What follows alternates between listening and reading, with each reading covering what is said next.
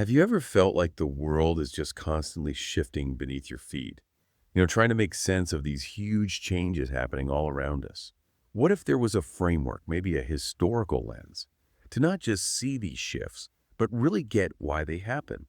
Today, we're plunging into Ray Dalio's big work, Principles for Dealing with the Changing World Order.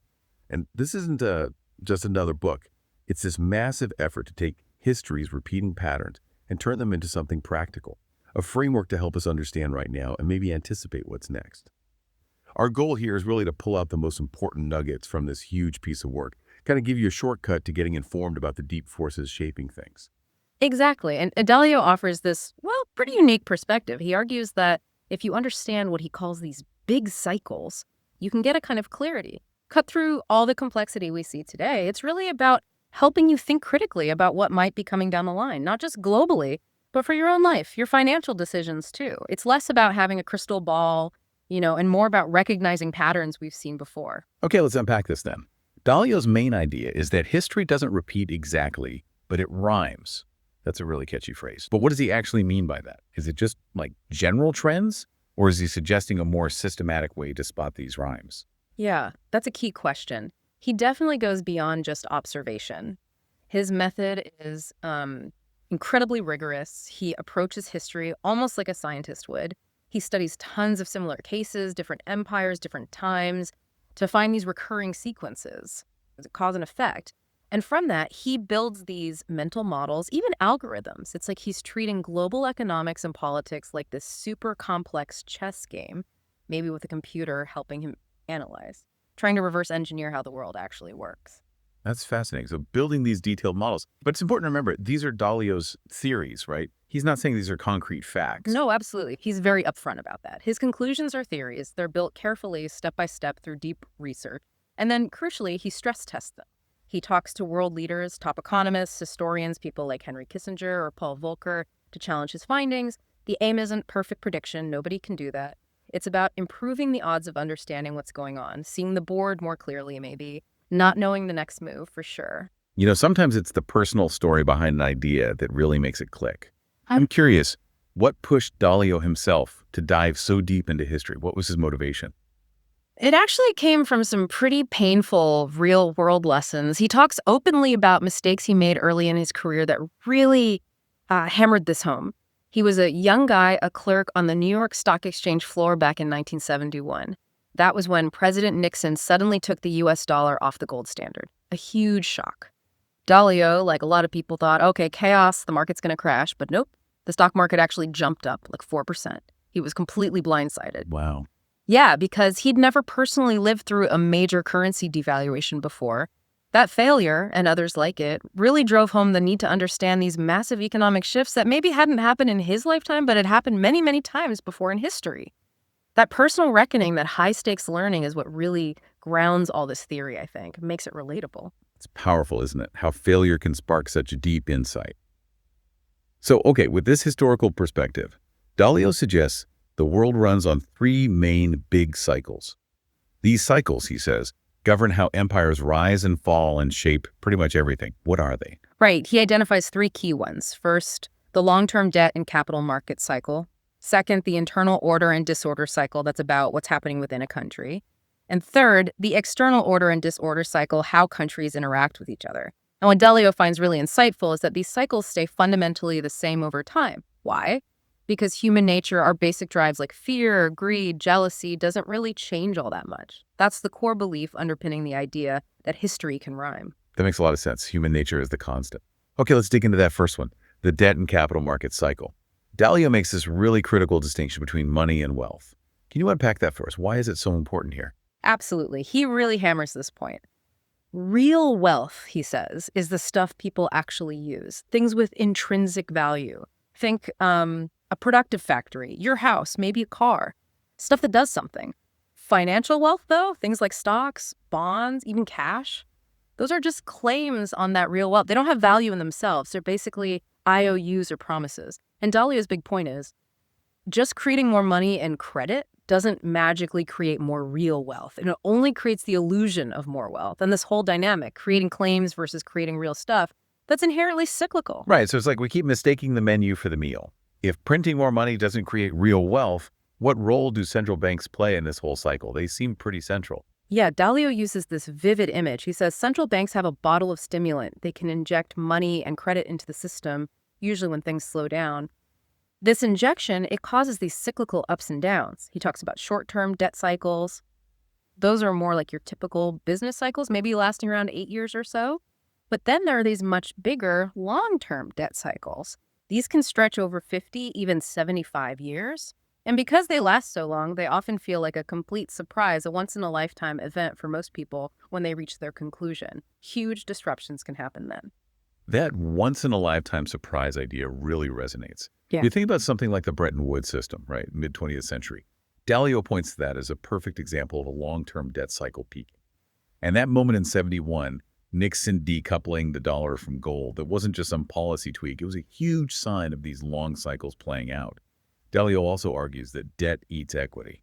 What's he mean by that, especially when governments get involved? Right. Debt eats equity basically means that debts pile up and eventually they have to be dealt with, either paid back, defaulted on, or devalued. And when governments get into trouble, especially with huge debts, they often turn to what Dalio calls debt monetization, which is, well, a fancy way of saying they print money or create loads of credit to meet their obligations. It's often the easier political choice than, say, raising taxes directly. But the effect is that it acts like a hidden tax. It taxes anyone holding money or debt assets by making them worth less. It dilutes the value of savings. A stealth tax. And his research shows these big devaluations aren't usually gradual, right? They're often abrupt and episodic. He points to historical examples like holding cash in German marks during certain periods meant you got totally wiped out twice. It really underlines his point that holding debt late in the cycle can be like holding a ticking time bomb. So the big takeaway isn't just some dry economic history. It's a really stark warning that what seems safe in one part of the cycle can become incredibly risky later on. It forces you to constantly question your assumptions about stability. A ticking time bomb is a good way to put it. What's considered a safe asset can change dramatically over these long cycles. Okay, so we've talked about the financial engine, but Dalio also stresses that how stable a country is internally is just as crucial. How does he frame that cycle, the swings between order and disorder within a nation? He uses a 6 stages model, doesn't he? He does, yeah. That's the internal order and disorder cycle. It describes how societies tend to move from periods of relative peace and prosperity, inevitably, into times of hardship, internal conflict, maybe even revolution or civil war. His 6 stages map this out, starting with a new order being established, then growth and stability, then hitting periods of great excess and financial strain, which leads to major internal conflict, before eventually a new order emerges and the cycle starts over. And crucially, where does he place the U.S. right now? I believe he puts it in stage 5, which sounds pretty precarious. What makes stage 5 so tough for a country, according to him? He calls stage 5 a classic toxic mix of forces. There are typically 3 big things going on. First, the country's finances are usually in bad shape. Think high debt levels, both private and government debt, often at levels not seen for many decades relative to the economy's size. Second, you see these huge gaps in wealth, income, but also in values. Gaps wider, he argues, than any time since the very turbulent 1930-45 period. And this fuels intense political polarization. And third, there's often been some kind of severe negative economic shock. He points at something like the post-2008 era, where the way stimulus was applied perhaps widened those wealth gaps even further, benefiting asset owners much more. We can definitely see some symptoms he talks about for stage 5 playing out. The rise of populism, for instance. On both the left and the right, he mentions figures like Trump and Sanders as examples. And this idea of the loss of truth in the public domain, that really hits home. Declining trust in media being weaponized. And then, as worrying signs possibly pointing toward stage 6, he mentions things like the legal system or police being used as political tools and seeing more violence and protests. It paints a picture of society really fraying. It certainly does, and Dalio poses this absolutely critical question for the United States. Can its system, its long-lasting and most widely admired internal order, the constitutional setup, can it bend without breaking under all this pressure? Or will these deep divisions lead to decline? He really emphasizes that this internal struggle, this war with ourselves, is arguably the biggest challenge the U.S. faces right now. It's testing the very resilience of this system. That is a sobering thought. Okay, so beyond internal fights, Dalio also maps out an external order and disorder cycle. This is about how nations interact, right? Rising powers, challenging established ones, often leading to conflict. He breaks down these conflicts into 5 types of wars. What are those? Right. He lists 5 main types: trade and economic wars, technology wars, capital wars, controlling investment flows, geopolitical influence wars, and finally, military wars.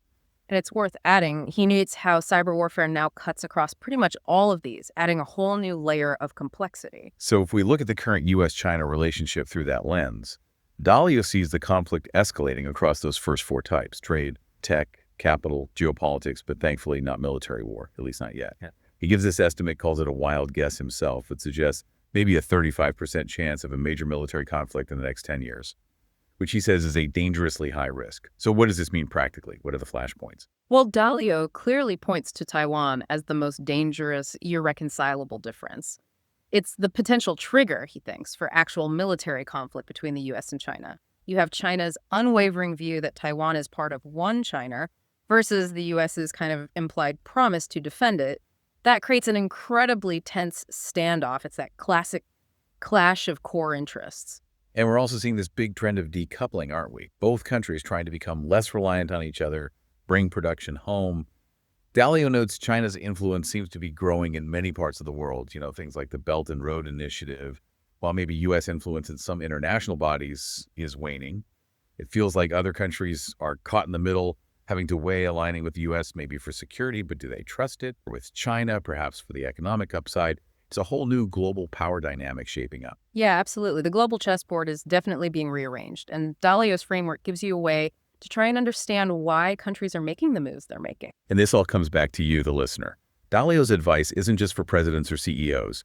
He really stresses understanding these huge forces for your own financial health and decision-making. He encourages you to do for yourself what he does for countries. Regularly check your income versus your spending. Look at your savings, understand the risks in your investments. And maybe his single most important principle, the one he comes back to again and again, is about dealing with the unknown. It's knowing how to deal with what I don't know. His strategy: first, figure out the absolute worst-case scenarios that you simply cannot tolerate and eliminate those risks. He learned this the hard way after a big loss in 1982 almost wiped him out. He had to borrow money from his dad just to get by. That experience taught him. If you make sure you can survive the absolute worst, it gives you the safety, the freedom to then go after opportunities more effectively. It's not about being negative. It's about profound preparedness for whatever these cycles might throw at you. It's important to remember, Dalio himself says this work is a work in progress. He's constantly updating it. But his insights offer this incredibly valuable big picture view. It helps you see beyond the daily noise, the blizzard of news events that can hide these bigger, slower moving cycles. So while Dalio offers his theories, and he admits it's a low-confidence outlook on the future, the real goal here is to help you sharpen your own understanding of these historical patterns, to give you a clearer perspective. Right. And maybe here's a final provocative thought from Dalio to leave you with. He points out that, yes, human ingenuity drives progress upwards over the very long term. But along the way, these cycles, these bumps, depressions, wars, pandemics, they're just inevitable parts of the journey. And he asks, basically, most people don't really dwell on this darker side. They look at the amazing progress since, say, 1945, and they just assume that trend continues straight up. It's up to you, he says, to decide if you're in that camp too. It's a real challenge, isn't it? To make you critically look at your own assumptions about the future and maybe consider these deeper, repeating patterns that have shaped history for centuries, not just the last few decades.